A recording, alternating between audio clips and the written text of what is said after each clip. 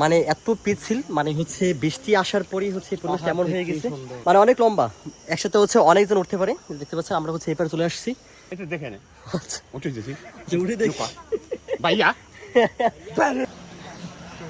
এই যে আমরা হচ্ছে অবশেষে অনেক একটা লম্বা পথ পাড়ি দিয়ে আমরা হচ্ছে এই যে এখানে যে নদীটা আছে, এই যে দেবদাখুম যে প্লেসটা, এখানে হচ্ছে এসে পৌঁছেছি। দেখতে পাচ্ছেন নাম কি এটার?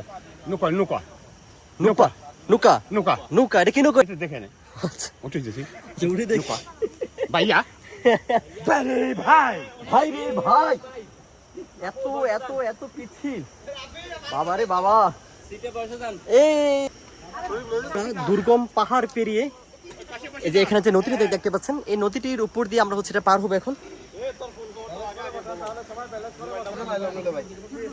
খুব রিস্কি। আচ্ছা হচ্ছে এখন নদী পার হতেছি, যে একেবারে হচ্ছে লম্বা একটা নৌকা, সাইজ অনেক, মানে অনেক লম্বা, একসাথে হচ্ছে অনেকজন উঠতে পারে। দেখতে পাচ্ছেন আমরা হচ্ছে এপারে চলে আসছি। ওই যে দড়ি দড়ি একেবারে হচ্ছে দড়ি টেনে টেনে জাস্ট ফিসেল খেয়ে ফরর সময় ভিডিওটা করি। একবার হচ্ছে দড়ি টেনে আমরা হচ্ছে এপারে চলে আসছি। দৌড়া রে মাই টাইলে দেখি রাস্তা নাই। আয় হায়, একেবারে হচ্ছে মানে এত পিচ্ছিল, মানে হচ্ছে বৃষ্টি আসার পরই হচ্ছে পরিবেশ কেমন হয়ে গেছে। পাহাড়ও সুন্দর, বাট পাহাড়ে যাওয়াটা খুবই কষ্ট।